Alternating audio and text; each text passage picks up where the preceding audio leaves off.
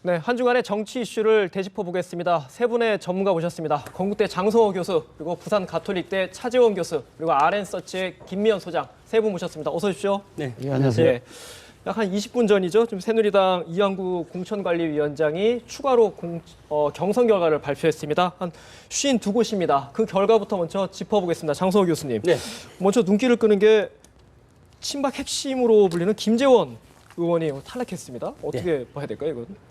근데 그쪽 지역이 지금 이제 상주랑 이렇게 합하는 과정에 있지 지역구가 않습니까? 조정됐죠. 지역구가 몇 개 지역으로 이렇게 조정이 되는 과정에서 친박 핵심이라고 해도 이 경선한 과정에는 뭐 친박을 챙겨줄 수가 없지 않습니까? 이미 단수 지역이라든가 어떤 전략공천 지역으로 이렇게 선정된 지역이 아니기 때문에 김재원 의원 같은 경우에도 본인이 이제 자신 있게 경선에 임한 것 같은데 의외의 탈락이 나온 것 같습니다. 거기가 붙은 게 현역끼리 붙은 지역이죠. 현역이죠. 그러니까 네. 상주에 김종태 의원하고 붙었는데 아마 지금 여기 제가 봤을 때 지금 4개 이 군이 합친 곳입니다. 예. 군이 여성, 청송, 상주인데 아마 좀 소지역주의가 좀 작용하지 않았나 하는 생각이 들고요. 사실 오늘 김재원 의원이 만약 탈락이 되면 공교롭게도 박근혜 대통령이 정무특보를 지낸 세 분이 다 이번에 공천에서 배제되는 그런 결과를 빚고 있습니다. 세 분이 누구였죠? 예를 들어 윤상현 의원은 이번에 그 욕설 막말 파문 때문에 그래 된 거고요. 이제 그 공천에서 배제됐고, 그리고 주호영 의원은 이제 컷오프 됐지 않습니까? 지금 논란이 있지만 아직까지는 지금 뭐 최종 결정은 안 났습니다만 공교롭게도 박근혜 대통령이 정부특보 세 분이 다 지금 공천에서 배제되는 그런 아주 기이한 또 인연을 또 맺고 있네요. 서로 성질은 좀 다르지만 다 사안별로 성격은 다 다른데 정치적 결과는 그렇게 지금 진행되고 있네요. 예, 소장님. 네. 이번에는 어쨌든 가장 관심이 있는 부분이 유승민 의원 지역구인데 이 부분에 네. 대해서는 오늘 별도로 발표를 안 했어요. 결론을 내릴 수가 없겠죠. 예. 본관 입장에서는 어제 발표되는 내용들을 보니까 본관이 측에서 유승민 의원에게 자진 탈당을 하든지 아니면 자진 불출마 선언을 하든지 자진 결정을 해라 이런 통보를 보냈다는 그런 보도도 있었습니다만은 지금 개인적으로 볼 때 유승민 의원 입장에서 본다면 본인이 좀 더 기다렸다가 당에서 어떤 결정을 내든 간에 그 결정을 받고 행동하는 것이 약간 피해자 코스프레라 그럴까요? 그런 관점에서 봤어도 본인한테 좀 이롭다고 생각할 수 있다고 저는 보여지고요. 또 다른 관점에서 본다면 유승민 의원 입장에서는 지금 본인이 탈당한다 해서 무소속 나간다면은 그것도 또한 명분이 없고 당에서 경선까지도 안 붙여주고 컷아웃 시킨다면은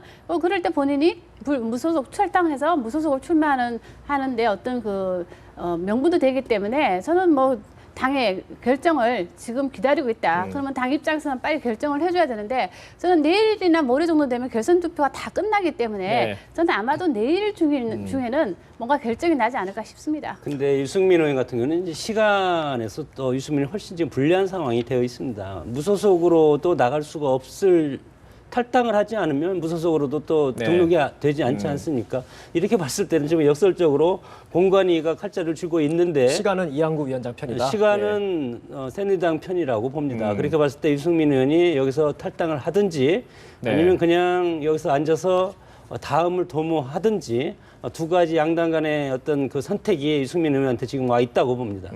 오늘 경선 결과 발표를 좀 이렇게 리스트를 좀 봐보면은 물론 이제 현역 의원들이 좀 많이 탈락을 했어요. 그렇네요. 예. 7명 정도 탈락하셨, 7, 8명 정도 탈락했는데 현역 프리미엄이 어떻게 작용 안 했다 이렇게 볼 수도 있는 건가요? 어떻게 봐야 됩니까? 지금 아무래도 이번에 여론조사 경선이고 또 안심번호 국민기 경선이었지 않습니까? 그런 측면에서 본다면 현역의 기득권이 아무래도 조금 발휘되기 힘든 측면이 있고요. 그리고 아까 지금 김재원 의원이나 지금 장윤석 의원도 탈락이 됐습니까? 이한성 의원하고 이한성 의원, 탈락했죠. 그러니까 현역 의원들끼리 붙은 경우는 아마 그 지역 간의 그런 대결, 소지역주의가 작용하는 바람에 그래서 예측 불허의 경선으로 아마 결과를 낳은 것이 아닌가 생각이 드네요.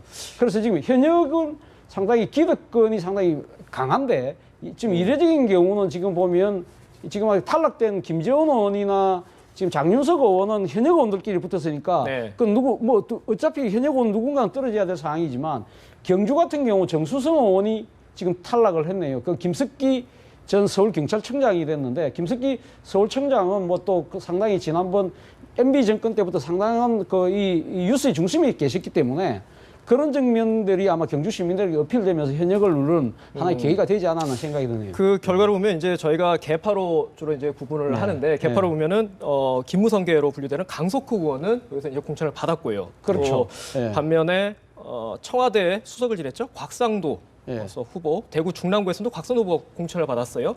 이 또 이제 인천 연수에서는 민경욱 전 네. 청와대 대변인 공천을 받았고요. 이런 부분은 좀 청와대 프리미엄 그런 거에 좀 작용했다 이렇게 볼 수 있겠습니까? 예, 그런 건 작용하는데 이번에 공천의 특징을 네. 보면 친이계 몰락입니다. 예. 물론 지금 그 공천자 중에서도 과거에 친이계가 있는데 그분들은 친이계의 어떤 강성 친이계가 아니고 밑에 제가 어떤 세력화를 이뤘던 예. 사이드 친이계인데 핵심적인 친이계 뭐 임태희, 강승규, 이범래 또 오늘 이동관, 정호김 이런 분들이 지금 정호김 의원은 지난번 대선 때는 사실은 정치 쇄신위원까지 하면서 박근혜 대통령을 많이 옆에서 도왔는데 오늘 또 의외로 또 탈락을 했습니다. 서초을이죠. 네, 서초을에, 강석훈 네, 의원하고 예, 박성중 맞습니다. 전 구청장이 다시 이제 결선을 붙게 됐네요. 그래서 친이계의 몰락 그리고 김무성계는 약진을 했고요. 또 여기에서 보면 친유승민계도 거의 다 전멸을 한 지금 유승민은 거의 혼자 남지 않았습니까? 오늘 민현주 전 네. 원내대변인이 인천 연수구에서 탈락을 했네요. 또, 민경욱 전 전 대변인한테 탈락을 했기 때문에 이번의 특징은 친이계의 어떤 대부들 그리고 핵심 세력은 거의 공천 탈락을 했고 몰락을 했다고 봅니다. 그리고 유승민계도 대부분 탈락을 했고 김희국, 유성걸, 이종훈 또 조혜진 의원 탈당한 조혜진 예. 의원도 뭐 이제 이렇게 해서 친유승민계도 거의 다 정리가 된 이런 공천의 특징을 보이고 친박 핵심적으로 갈 수가 없지 않습니까? 그 사이드적인 친이계도 일부분은 끌고 가고 이분들이 나중에 지역위원장을 할 겁니다. 대선 국면에서. 그리고 김무성계가 같이 감으로써 친박 하나의 독주가 아니라는 그런 어떤 이미지 메이킹 전술이 여기에 엿보인다고 볼 수 있습니다. 오늘 경선 결과를 보면 물론 이제 친박 핵심 김재현 의원이 탈락하긴 했습니다만 또 울산의 정가균 의원이나 경기 의정부의 홍문정 의원, 아까 말씀드린 곽상도 후보도 있고요. 친박 쪽 인사들이 좀 많이 공천장을 받은 것 같아요. 그렇죠. 그 지금 말씀하신 대로 뭐 친이계와 친유승계는 지금 몰락을 했다고 보여지고요. 예.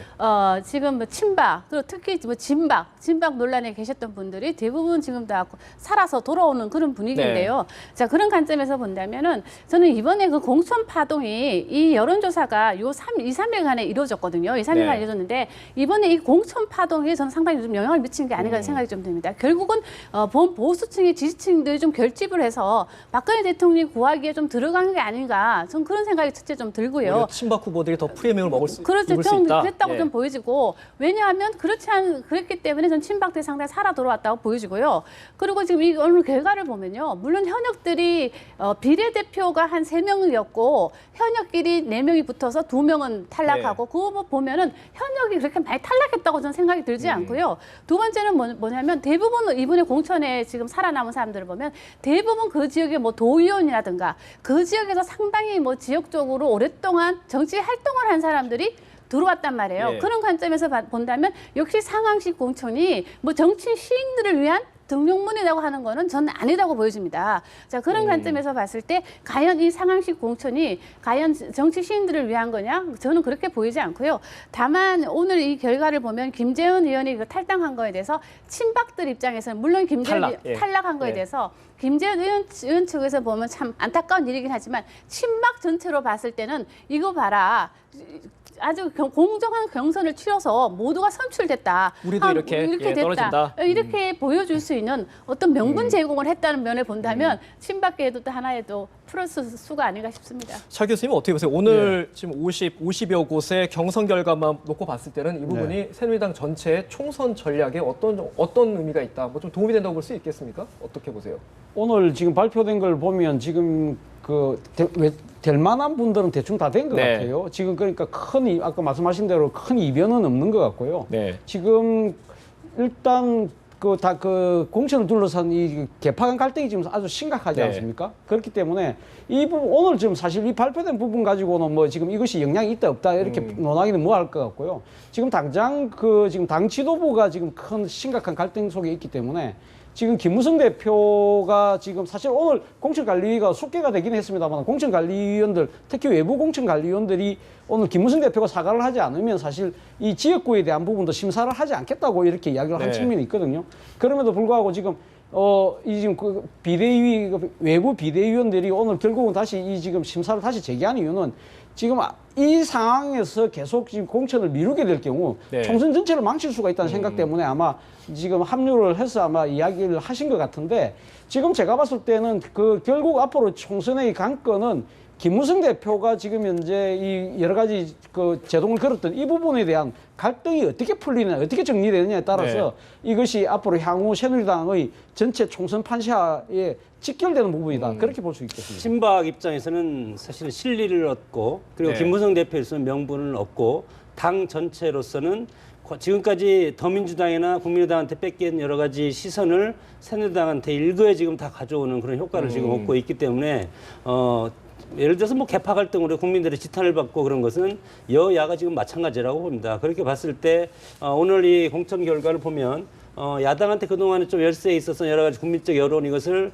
상쇄하고 그리고 이제 유승민에 대한 압박 효과 이것도 훨씬 더 커지고 이렇게 봤을 때 지금 전략적으로 새누리당의 공천 전략도 일정 부분 지금 성공적으로 가고 있다고 봅니다. 네. 그 오늘 발표 전까지 통계를 보니까 전국 253개 지역 중에서 새누리당이 후보를 결정하지 못한 곳이 한 100곳에 이르렀는데 오늘 한 50곳 넘게 발표했으니까 한 7, 80% 정도는 어느 정도 정해졌다 이렇게 볼 수 있겠네요. 아마 오늘 오후에도 또 발표가 있을 추가 발표가 있을 수도 있다라고 얘기했습니다. 추가 발표하고 그리고 이제 결선 투표를 내일부터 시작하는 걸로 돼 있기 때문에 저는 오늘 이 결과를 보면서 역시 박근혜 대통령을 없이 새누리당은 생각할 수 없다는 걸 저는 다시 한 번 더 느낍니다. 왜냐하면은 그동안에 이 공천 논란 속에 새누리당 지지율이 좀 떨어질 거라 예상이 됐었는데 새누리당 지지율이 오히려 오르는 조사 결과가 나왔거든요. 오히려 야당이 떨어졌죠. 네, 오히려 예. 야당이 떨어졌다는 거죠. 그런 관점에서 본다면 역시 이 새누리당 이런 내분 상태를 보고 보수들이 결집을 했다는데 그럼 보수들이 누구를 보고 결집을 했냐는 거죠. 결국은 박근혜 대통령이 그동안 얘기했던 이 국회 때문에 내가 제대로 일을 못했다. 이 국회를 시판해달라는 그 프레임이 지금 보수들한테 먹히고 있다는 거죠. 그래서 그런 관점에서 봤을 때 결국은 유승민 구하기에 지금 나서는 그 김무성계는 다 살아남았다는 겁니다. 오늘도 보면 강석호 의원 그리고 그렇죠. 김영우 의원 다 공천을 받았네요. 살아남았거든요. 예. 그럼 다 살아남았다는 얘기는 결국은 저 향간에 떠들고 있는 유승민 그 구하기보다는 김무성 대표가 본인의 개파를 좀 의원들을 구하고 친박들과 좀 밀약하지 않았느냐 이런 얘기가 현실적으로 지금 드러나는 거 아니냐. 좀 이런 관점에서 본다면 이번 공천 결과에 대해서 새누리당 지지자들이 지금 어떻게 판단할지 좀 귀추가 주목됩니다. 그 가장 관심이 아무래도 뭐 결국은 유승민 의원 지역구 일테고 또 하나의 관심 지역이 윤상현 의원 지역입니다. 인천인데 그 지역에 대해서는 모레까지 공모를 하겠다고 공모 일정을 하루 늘렸어요. 했는데 어떤 의미가 있다고 볼 수 있겠습니까? 이 부분. 지금 그 새누리당 아마 당헌안규에 보면 네. 지금 추가 공모를 할 경우 아마 이 지금 공지 기간이 있을 겁니다. 예. 아마 사흘간 공지 기간이 있기 때문에 아마 그 때문에 하루가 늘은 거 아니냐는 생각이 들고요. 지금 윤상현 의원이 지금 무소속으로 출마할 수도 있다는 이야기들이 나왔지 않습니까? 그래서 그거를 방관하기 위해서 새누리당이 지금 뭔가 액션을 취하지 않는다는 그런 의구심도 사기는 했습니다만은 과연 그런 상황이 진짜 벌어질 경우는 일종의 꼼수를 부른 게 아니냐는 그런 비난에 직면할 수밖에 없다는 그런 여론이 많았었거든요. 그렇기 때문에 새누리당 입장에서도 지금 그 지역에다가 공모를 안 할 수는 없을 겁니다. 예. 근데 문제는 이제 지금 제대로 된 대안을 찾을 수 있느냐의 문제고 설사 그 새누리당이 이 새로 공모를 해서 후보를 내었을 때 과연 윤상현 의원이가 무소속 출마를 감행하지 않을 것인가 그 부분도 지켜봐야 될 대목이거든요. 사실 뭐 이 새누리당이 공천을 한다고 하더라도 만약 윤상현 의원이 무소속 출마를 강행하게 되면 윤상현 의원이 될 가능성이 상당히 높을 수밖에 없지 않습니까? 그런 상황이 진짜 가시화됐을 경우 그것은 또 다른 공수가 아니냐는 그런 또 비판 여론도 있을 수 있겠죠. 그런 부분에 대해서는 뭐 지금 그 윤상현 의원의 이 정치적 행보는 뭐 윤상현 의원이 결정할 수밖에 없지만 그러나 그러한 부분들이 정권의 핵심 의지하고도 어느 정도 맞물려 있기 때문에 과연 정권의 핵심에서 윤상현 의원이 무소속 출마를 그냥 방관할 것인가 그 부분도 아마 지켜봐야 될 대목이 아닌가 생각이 드네요. 윤상현 의원 개인적으로 봤을 때는 사인 간의 대화였기 때문에 억울하다는 측면이 본인은 이제 그렇게 주변한테 얘기를 네. 하고 있는데 그런 측면에서 봤을 때 무소속으로 나올 가능성은 거의 저는 90% 이상이라고 봅니다. 그렇게 봤을 때 그런 무소속으로 나왔을 때는 당선될 가능성이 또 상당히 많고 지역 활동도 열심히 해오지 않았습니까? 그런 차원에서 과연 누가 공고를 2, 3일 한다고 해서 여기에 도전하는 자가 강한 도전자가 있을 것인가? 그리고 그 지역에서 살지 않고 그 지역에서 활동하지 하는 사람이 거의 없는데 다른 지역에서 있다가 그 지역에 가는 어떤 명분도 없고 여러 가지 당도 이것을 짜고 치는 것도 아니지만 어떻게 짜고 치는 것처럼 국민들이 느낄까봐 지금 이 공모 기간도 하루를 더 연장해서 공고하지 않나 그런 고육지책이라고 봅니다. 그 뭐 좀 유승민 의원으로서는 갈수록 이제 좀 코너로 몰리는 것 같아요. 오늘도 보면은 대구의 김희국 의원, 유승민계로 불리는 김희국 의원에 떨어졌고 인천의 민현주 의원도 떨어졌는데요. 그렇죠. 뭐 이제 유승민 의원 홀로 남아서 이제 결단을 해야 되는 상황이 아닌가 싶습니다. 또 하나 짚어볼 부분이 이완구 공관위원장이 오늘 비례대표를 추가 공모하기로 했다고 밝혔는데요. 오늘 경선에서 좀 예상치 못한 탈락자를 좀 구제하려는 의도가 아니냐 이렇게 볼 수도 있지 않겠습니까? 글쎄, 그 경선에서 예. 탈락한 사람을 비례대표로 넣는다는 거에 대해서 저는 가능은 합니까 그게? 뭐 넣으려고 하려면 넣을 수는 예. 있겠죠. 그러나 저는 국민들이 그거를 없앴다 할까? 그리고 비례대표라는 거는요, 정치적인 소수자들을 배려하는 겁니다. 그리고 지금 그런 관점에서 봤을 때 그 새누리당의 주요 지지층이라고 할 수 있는 지방, 농촌 이런 데에 대표할 수 있는 분들을 좀 넣어줘야지 이게 형평성에 저는 맞는다고 보여지는데 다만 정치적으로 좀 떨어진 사람들을 비례대표로 넣어주는 거에 대해서는 저는 좀 약간 국민들도 의아해 생각할 거라고 좀 보여지고요. 그리고 아까 지금 말씀하신 유승민 의원 같은 경우를 좀 한마디만 더 하자면 유승민 의원 같은 경우는 지금 뭐 무소속으로 나와서 뭐 출마한다는 의견도 지금 있는 걸로 예. 지금 알려져 있는데요. 저는 만일에 지금 돌아가는 분위기를 봤을 때는 지난주만 해도 저는 무소속으로 나오면 대구에서 좀 가능하지 않을까 예상을 했었는데 지금 나오고 있는 여론조사 결과라든가 돌아가는 분위기를 보면 어쨌든 대구 시민들은 만일에 선거 다음 날 대구가 박근혜 대통령을 버리다 이런 기사가 나오는 거에 대해서 상당히 거부감을 느낄 거예요. 결국은 유승민 의원이 무소속으로 출마했을 때는 박근혜 대 유승민으로 이 대결 국면이 벌어지기 때문에 박근혜 대통령 구하기냐 아니면 유승민을 구하기냐 이런 관점에서 봤을 때 저는 한쪽으로 표 쏠림이 있을 수 있다. 그런 관점에서 본다면 지금에서는 유승민 의원이 무소속으로 출마하는 것도 상당히 가능성은 있지만 당선 현실성은, 가능성은 좀 떨어진다. 저는 그렇게 생각합니다. 그 말씀은 추가 남은 경선에서도 좀 어떻게 보면 친박계 프리미엄이 작용할 수 있다. 그런 그렇죠. 말씀으로 해석하면 되겠죠. 지금 예. 이 상황을 보면 김무성 대표도 유승민 카드를 저는 버린 것 같습니다. 지금 공천 이 결과를 보면 이렇게 봤을 때 유승민이 과연 어떻게 선택을 해야 될 것인가. 예. 저는 당을 떠나서는 앞으로 당으로 들어오기도 쉽지가 않을 것이다. 대선 국민에서 누가 입당을 받아주겠습니까? 그렇게 봤을 때 저는 어차피 당을 공천을 주지 않지 않겠습니까? 그랬을 때는 불출마 선언하는 게 불출마 선언을 하고 다음을 기약하는 게 저는 가장 효과적인 방법이 저는 아닐까. 두 분의 생각하고 조금 다른데요. 예. 지금 현재 아까 대구에서 그러니까 지금 박근혜 대통령을 비롯한 그러니까 새누리당의 지지율이 많이 공고하다고 말씀하셨는데 결집됐다. 예, 결집됐다고 이야기를 하셨는데 지금 어제 조혜진 의원이 탈당을 하면서 그런 이야기를 했습니다. 한 달만 당을 떠났다 돌아오겠습니다. 그 이야기가 무슨 이야기냐면 결국은 지금 이 유승민 의원을 비롯한 이 지금 그 유승민계 의원들이 사실은 그러니까 새누리당을 뭐 반박하고 뭐 그런 것이 아니라 새누리당에서 진행되어 있는 비민주적인 공천에 대한 잘못을 시정시키겠다. 그리고 나서 돌아오겠다는 이야기죠. 그러니까 2008년도에 그러니까 친박 후보들이 대거 당을 떠나서 공천에서 탈락한 후보들이 당선돼서 당으로 돌아와서 다시 새누리당을 그 당시 한나라당입니다. 한나라당을 강화시켰듯이 그런 논리를 전개를 한다면 대구 민심도 그렇게 썩 이 역풍이 불지는 않을 거라는 생각이 들어요. 저도 좀 동의합니다. 여론이라는 건 가변성이 크기 때문에 지난주만 해도 상당히 유승민 쪽에 쓸렸던 같은 여론이 이번 주도 그렇게 나타나지 네. 않기 때문에 한 달 후에 어떤 결과가 나올지 모르지만 근본적으로 봤을 때 이 대구 민심이 지금 상당히 고민을 하고 있는 부분은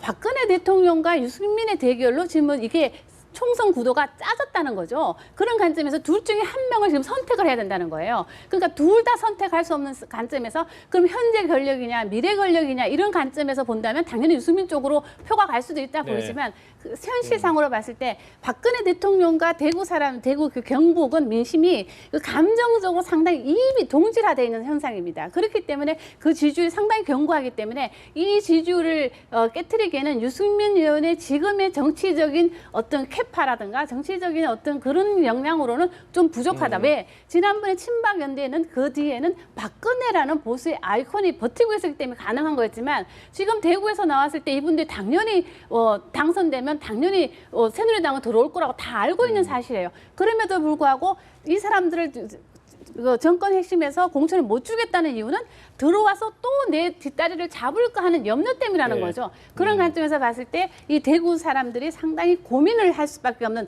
그런 상황까지 몰아붙였다는 이런 그 친박의 전술은 전 상당히 성공적이다 저는 판단하는 거죠. 제가 한 말씀만 할게요. 그러니까 지금 이제 대구에서 대구에 같이 유승민 의원을 따랐던 다른 의원들 같은 경우는 사실 그 말씀이 맞을 수 있지만 대구 동을이라는 유승민 의원 지역구에서는 아마 상당한 유승민 의원에 대한 지지율이 상당히 높게 나오고 있는 것도 사실이지 않습니까? 그렇기 때문에 지금 유승민 의원을 따르는 의원 중에 예를 들어 조혜진 의원 같은 경우는 좀 대구가 아니고 지금 밀양 창녕이고 또 이종훈 의원 같은 경우는 수도권이지 않습니까?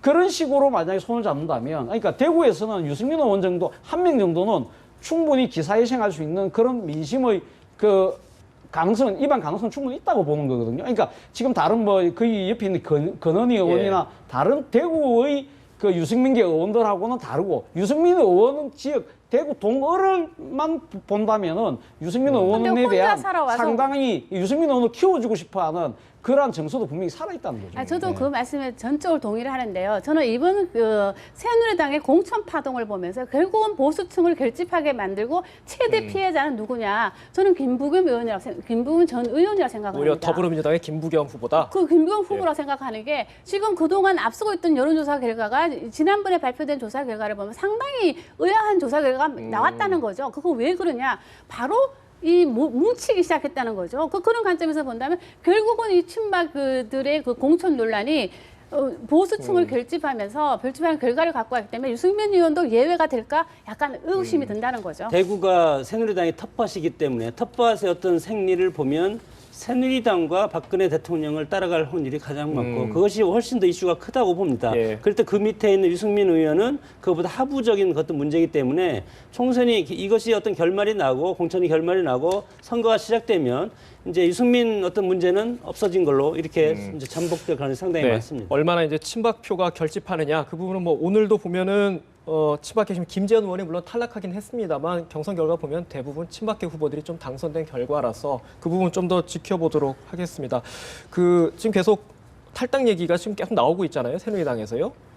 좀 예전과 더불어민주당과 비교하면은 좀 새누리당이 좀 많은 것 같아요. 탈당자들이 많은 것 같은데 지금 아직까지 전체 판도에 좀 영향을 주는 거 아니겠습니까? 탈당을 선언한 사람들은 그렇게 아직까지 많지는 않지 않습니까? 지금 진영 의원하고 지금 조혜진 의원 그리고 친박계의 김태환 의원 정도지 지금 이재호 의원이나 이런 분들이 아직까지 그 거취를 표명한 건 아니거든요. 물론 임태희 전 의원 같은 분들도 있긴 있습니다만은 지금 제가 봤을 때는 지금 아까 2008년도의 그 친박계 학살에 의해서 대거 탈당을 해서 그 정도 연대를 할 수 있는 거는 우리 김의원 대표님께서 말씀하셨듯이 박근혜라는 아주 유력 정치인이 하나의 구심점을 만들었기 때문에 그런 것은 가능했지만 이번에는 저는 조금 다를 거라 봅니다. 물론 유승민 의원이 어떤 식의 스탠스를 취하느냐에 따라 달린 거고요.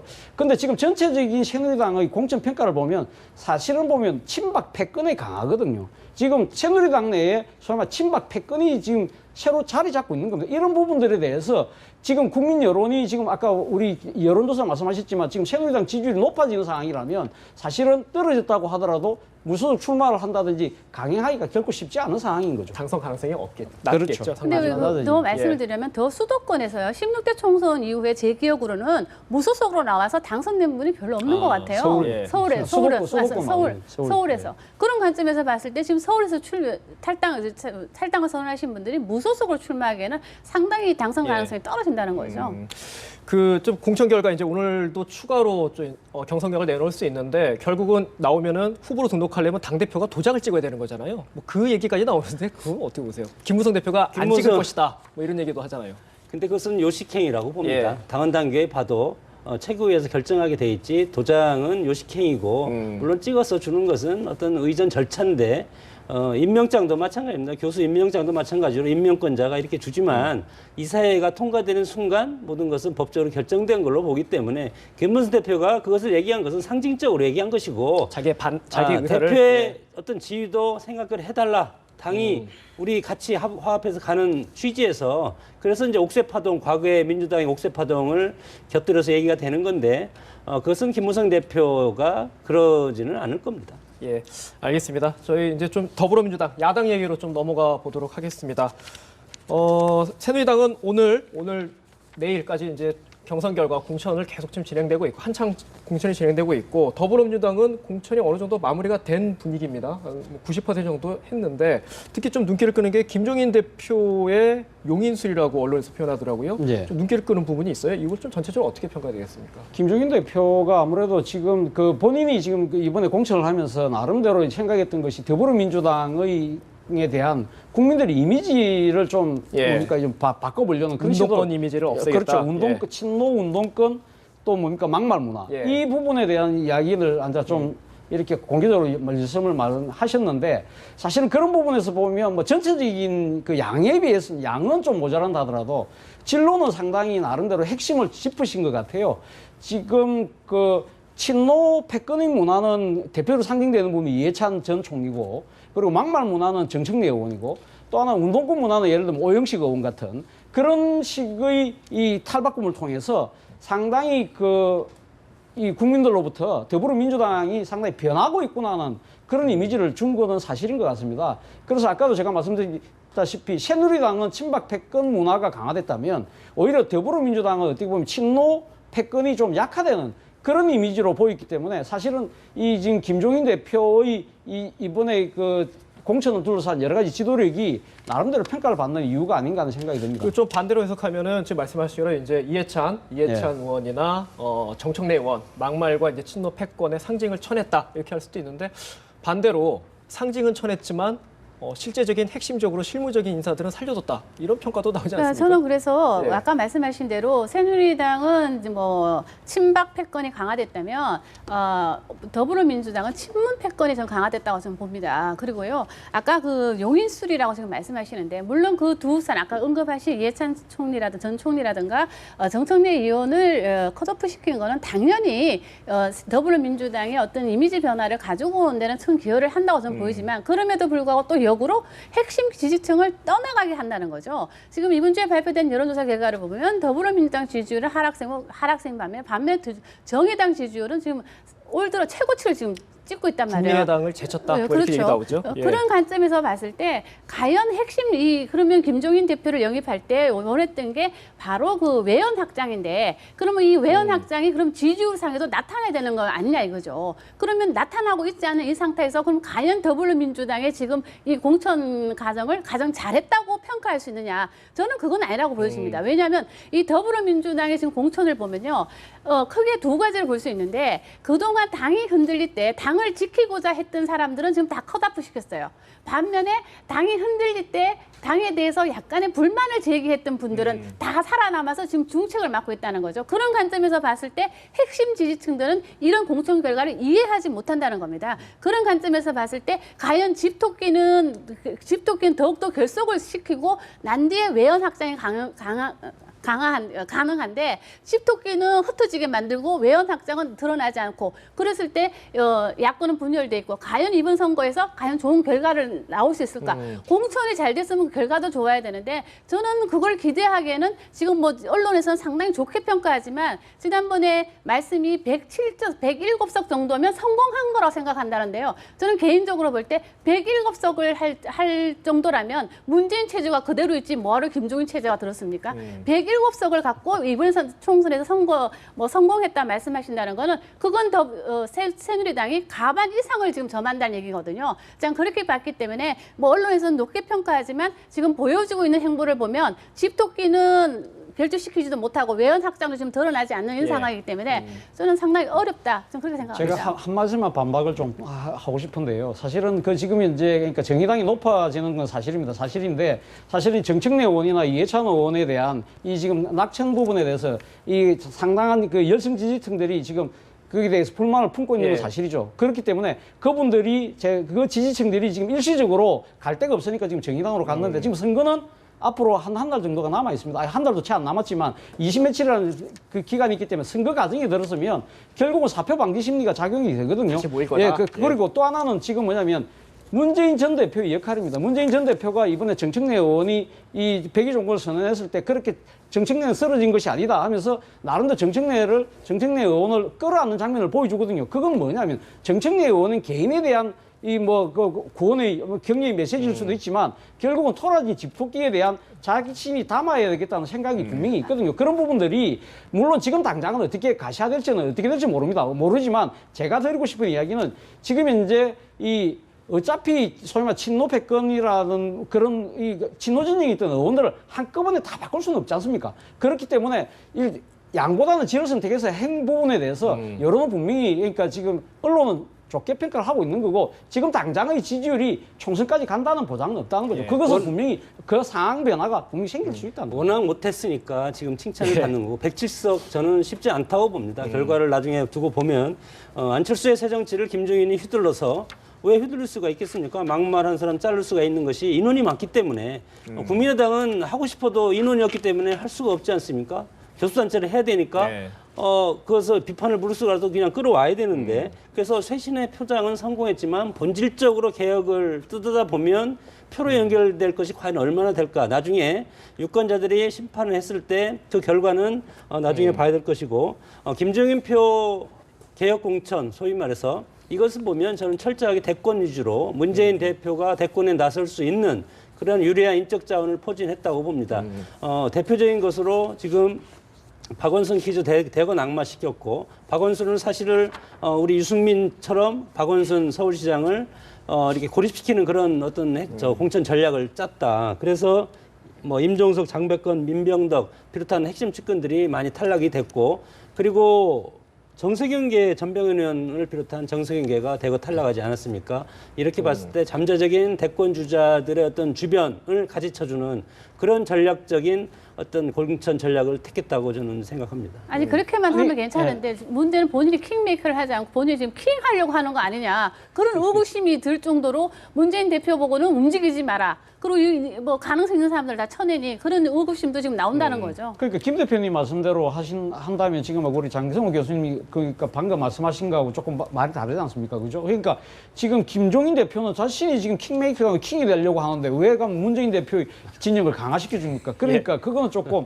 지금 아까 박원순계도 뭐 지금 김종인 대표가 친한 것처럼 말씀하시지만 사실은 그건 다 경선 결과에 의한 거기 때문에 그건 뭐 김종인 대표의 의지가 작용했다고 보기는 좀 사실 좀 그걸 해석하기는 조금 무리가 있다고 저는 봅니다. 일단 김종인 대표는 뭐 대권에 뭐 못 나오는 거죠. 나올 수 있겠습니까? 저희가 지금 주로 야당에서 이제 이해찬, 정청래 기존 의원들 컷오프 얘기를 주로 했는데 좀 화제를 바꿔서 어제 발표된 거죠. 광주 공천을 좀 신인들을 내세웠거든요. 그 중에서 눈길을 끄는 분이 한 분 계세요. 37살 변호사입니다. 이분과 좀 중량감이 떨어진다 이런 얘기를 하는데 이거 결국 이제 김종인 대표의 의지가 반영되지 않았나 싶은데. 이번 광주 공천은 어떻게 해석해야 됩니까? 신인들 이렇게 대거 많이 내보냈다. 근데 이제 저희가 이제 누누이 얘기했던 게 이제 강주 민심이 과연 어느 쪽을 뭘 원하는 거냐. 강주 민심이 이렇게 친노 더불어민주당을 떠났다고 하는데 무엇이냐고 이렇게 조사를 해보면 그러니까 현역 기득권에 대한 어떤 불만이 커서 신인들로 좀 더 좀 새로운 세력을 좀 대체해달라는 그런 욕구가 많았단 말이에요. 자, 그래서 이제 새로운 시인들을 이렇게 지금 투입을 한 것으로 보이는데 문제는 새로운 시인들을 투입하다 보니까 중량감이 또 너무 떨어지니 과도하게 떨어지니 과도하게 떨어지니 또 강주 시민들은 이거 우리 무시하는 거 아니냐 또 이런 얘기가 나올 수 있다는 거죠. 자, 그럼에도 불구하고 지금 오늘 그 김경진 변호사가 국민의당 후보로 이제 공천이 확정이 된 걸로 알고 있는데요. 자, 그러면 이제 이 인지도 떨어지고 또 인지도도 떨어지고 뭐 이런 관점에서 봤을 때 과연 새로운 인물을 지금 투입했는데 본선까지는 지금 3주 정도밖에 안 남았는데 언제까 이분의 경쟁력을 끌어올릴 수 있겠느냐 하는 그 부분에 대해서는 뭐 자신감이 있으니까 했다고 저는 보여지는데 그래서 좀 중량감이 좀 떨어지지 않느냐 이런 의문은 좀 듭니다.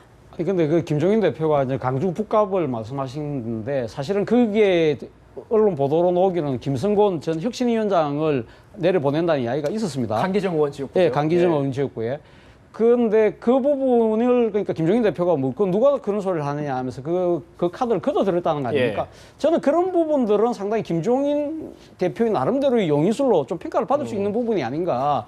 왜냐하면 지금 이 강주의 강기정 의원을 쳐내고 예를 들면 그 새로운 카드를 내세우는데 너무나 주로 서울 지역 수도권 물론 강주 출신이긴 하지만 강주 출신 서울 사람을 다시 낙하산으로 내려보내는 그런 익숙한 정치 방식이 아니라 새로운 뭔가 물꼬를 태우는 신진을 내보냄으로써 그 지역민들에게 새로운 신선한 방식으로 다가갈 수 있다는 그런 측면도 분명히 어필되는 측면이 있거든요. 어쨌든 뭐 모험인데 한번 좀 봐봐야 될 것 같아요. 아니, 의미가 있다고 봅니다. 이것은 왜냐하면 더민주당이 광주에서 승부를 하기가 지금 DJ계가 전부 해서 지금 뭉쳐있지 않습니까? 국민의당으로 이걸 깨기 위해서는 세대 교체를 내세워야 될 수밖에 없습니다. 정치적인 세대 교체 그리고 어떤 인적 세대 교체. 그래서 젊은 사람이 정치하지 않은 깨끗한 사람이 내려감으로써 구태 정치와 새 정치의 어떤 싸움을 붙이면 그래도 승산이 있을 텐데 그렇지 않고 지금 예를 들어 과거 DJ가 다 뭉쳤는데 그 지역에 가서 어떤 패권에 도전하려고 하면 누가 가도 이것은 쉽지 않다.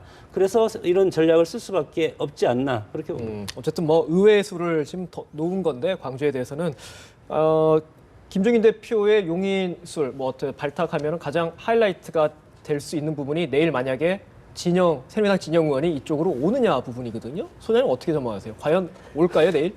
지금 뭐 한 80% 정도는 뭐 확정된 것처럼 초읽기다, 지금 이렇게 초읽기 보도 지금 나오는데요. 아마 고민을 많이 하실 것 같아요. 근데 지금 아마도 이제 당선 가능성을 보겠죠. 그러니까 무소속은 힘들 것 같으니 내가 이제 더불어민주당으로 가면은 당선이 될까를 지금 고민하실 것 같은데 일단 더불어민주당 입장에서는 진영 의원이 오신다면 상당히 도움이 되겠죠. 상당히 저는 도움이 될 거라 보여지고 용산은 지금 구청장이 더불어민주당 인사로 지금 알고 있습니다. 그런 관점에서 봤을 때 진영 의원이 넘어왔을 때 상당히 뭐 가능성도 있어 보이지만 저는 어쨌든 간에 올까 말까는 약간 그래서 마지막 1%는 오지 않을까 지금 생각을 합니다. 옮기기가 쉽지는 않을 것 같아요. 역풍이 불 수도 있지는 않겠습니까? 진영 의원으로서는? 진영 의원 입장에서는 역풍이 있죠. 역풍이 있죠. 분명히 있죠. 그러니까 진영 의원 입장에서는 본인이 지금 현재 상당히 정치적으로 보복을 당했다고 지금 이렇게 딱 찍어서 말은 안 했지만 그렇게 지금 말씀드리기가 너무 좀 곤란하다는 식으로 이야기는 했지만 그러나 자신의 그 낙천 자체가 정치적 보복이라는 그 뉘앙스를 풍겨왔지 않습니까? 그런 상황에서 낙천됐다고 해서 바로 당적을 바꾼다? 본인이 지금 한나라당, 새누리당으로 그 간판을 달고 이 지역에 4번 도전을 해서 3번 지금 3선을 하고 있습니다. 그럼 지금 5번째 도전을 하는 과정에서 본인을 내쳤다고 해서 그 당적을 바로 바꾸고 돌아선다? 이 부분에 대해서는 그러면 자신이 주장하고 싶은 이 정치 보복이 졸지에 자신이 뭡니까? 정치 보복의 피해자가 아니라 배신의 정치의 뭡니까? 일종의 증명하게 되는 그렇게 되는 거죠. 그렇기 때문에 사실 본인의 그 당선 하나를 생각한다면 뭐 갈 수 있지만 또 하나는 지금 자기하고 비슷한 경우에 지금 불이익을 당한 이재호 의원이라든지 임태희 전 의원이라든지 이런 분들의 행복까지도 본인이 어떻게 보면 이렇게 차단시키는 그런 역풍도 불게할 수도 있거든요. 그렇기 때문에 상당히 아까 우리 김미연 대표님 말씀처럼 아마 좀 더 장고를 하시지 않을까 근데 생각해요. 저는 만일에 가신다면은 다음 총선에 상당히 야당이 유리하다는 판단을 하면은 저는 간다고 봅니다. 다음 총 대선. 21대? 네, 다음 대선에. 대선. 대선 때? 때 야당이 좀 유리하다는 판단하시면 저는 옮겨갈 거라 생각을 합니다. 왜냐하면 그러면 본인이 뭔가 할 일이 있겠다. 소위 말하는 경제민주화라는 그를 가지고 김종인 대표와 뭔가 할 일이 있겠다 판단하시면 저는 옮겨갈리라 봅니다. 정권 교체까지 내다보고 가는 거다. 네. 어제 같은 경우는 뭐 이성을 잃었기 때문에 물론 뭐 예측은 했지만 그런 감정이 폭발해서 갈 수도 있겠다 얘기는 했겠죠. 그래 이제 냉정히 한번 생각을 해봤을 겁니다. 그랬을 때 과연 탈당을 할 수 있을까? 박근혜 대통령과 새누리당의 그동안 본인의 역할 그것을 했을 때 이 우리 정치가 이게 무슨 의리도 없고 그리고 무슨 이념과 철학도 없고 당선을 위해서 옮겨간다는 것은 지금까지 쌓아온 정치인 진영에 대한 어떤 이미지가 망가질 뿐만 아니라 어떤 배신자의 어떤 그런 라떼로도 붙여질 가능성이 상당히 많기 때문에 명예를 택하는 게 좋지 않겠습니까? 국회의원 한 번 더 하는 것이 그렇게 중요한 것도 아니고 만약에 글로 간다고 해서도 굳이 꼭 당선되리라는 보장이 있습니까? 통상적으로는 무소속으로 출마해서 다시 복당하겠다 이런 발표를 하는데 야당 행은 좀 이례적이라서 제가 한번 다시 짚어봤고요. 마지막으로 여야 모두 이제 비례대표 명단 지금 뭐 물밑에서 작업하고 있는데 더불어민주당 김종인 대표 비례대표 명단에 들어가겠습니까? 저는 뭐 지금 어제 그 인천대학교 가서 예. 특강하고 난 뒤에 기자들하고 만났을 때 그 이야기를 하시더라고요. 내가 필요하면 남아야지 이런 이야기를 하시는 거 좀 보니까 긍정적으로 좀 상당히 예, 조금 말했어요. 지금 그 예. 처음에는 안 한다고 했다가 예언을 남겼다가 지금 다시 앉아 하실 듯한 의향을 점점점 앉아 비례대표 쪽으로 예. 지금 오고 있는데 모르겠습니다. 저는 뭐 여러 번 그런 이야기를 했습니다만은 그러니까 이 김종인 대표가 비례대표가 되면 뭐 우리나라 헌정상사 처음으로 비례대표만 5선으로 뭐 본인의 개인적인 아마 가문의 영광일 수도 있겠지만 비례 그러나 최다선이죠, 말씀 예, 그대로. 최다선이죠. 그런데 더불어민주당의 입장에서 보면 상당히 어떻게 보면 정치적 재앙이 될 수도 있다. 지금 본인이 당의 혁신과 변화를 위해서 가감하게 물갈이를 한다고 해놓고 정작 본인이 꽃가마를 타버리는 그런 상황이 온다면 조금 자기 모순이지 않을까. 그래서 유권자들이 과연 거기에 대해서 어떤 공감할 거냐. 예, 공감할 거냐. 그 부분에서 저는 거기에 좀 갸웃거리죠. 들어간다면 몇 번을 받느냐가 또 중요할 수도 있어요, 사실. 상위권이냐, 후순위를 후순위냐. 받는다는 이야기가 예. 있죠. 예. 뭐 김종인 대표 권력의 맛을 지금 이제 아는 것 같은데 사실은 네. 본인의 지금 현재 왜 여기 와 있는지 지금 잠시 이제 좀 망각을 하신 것 같습니다. 비대위 위원장으로 와서 쓰러져가는 당 친문 패권을 청산하기 위해서 그것이 문재인 대표가 못해서 바톤 터치해서 들어와서 예. 총선까지 한시적으로 칼자루를 쥐어준 거 아닙니까? 권력을 쥐어주면 이것을 자르는 것은 대표로서는 당에서는 얼마든지 시간이 촉박하게 되면 할 수가 있는데 총선이 딱 끝나면 밑바닥에 어떤 기반이 지금 이제 들고 일어날 겁니다. 정체성부터 해서. 그랬을 때 비례대표로 들어와 있어도 과연 김종인 대표한테 누가 인사를 할 것이며 대표로서 예우를 하겠습니까? 예. 저는 그것은 차원이 틀린 얘기라고 봅니다. 저는 더민주의 지금 안정권이 한 15번까지면 뭐 안정권에 예. 지금 들어간다고 지금 얘기를 하는데 저는 만일에 당선 안정권 앞번호를 받는다면 저는 역풍이 좀 있을 거라 보여집니다. 그래서 저는 개인적으로 볼 때 비대위원하고 공천위원들을 한 사람들은 비례대표를 받으면 안 됩니다. 그러면 그분들의 진정성이 희석된다고 저는 보여지기 때문에 저는 받으면 안 된다고 생각을 하지만 그러나 저는 개인적으로 볼 때는 15번 밑으로 문재인 대표와 전 대표가 받는 예. 건 어떨까? 그래 받아야지 후순위를 받아야지 야당 지지층들을 전통적 지지층이 투표하러 가는 어떤 동기부여를 할 수 예. 있다. 그런 관점에서 봤을 때 후순위로 문재인 대표랑 같이 받는 거는 생각해 볼 수 있지만 본인만 살겠다고 앞번을 받는다면 저는 그거는 상당히 좀 역풍 있다 그럼 봅니다. 김종인, 문재인 두 분이 한 20번대 받으면 진정성이 진정성 있는 거죠. 두 사람이 받으면. 예, 알겠습니다. 오늘 대답 여기까지 나누도록 하겠습니다. 지금까지 건국대 장성호 교수, 부산 가톨릭대 차재원 교수, RN서치 김미연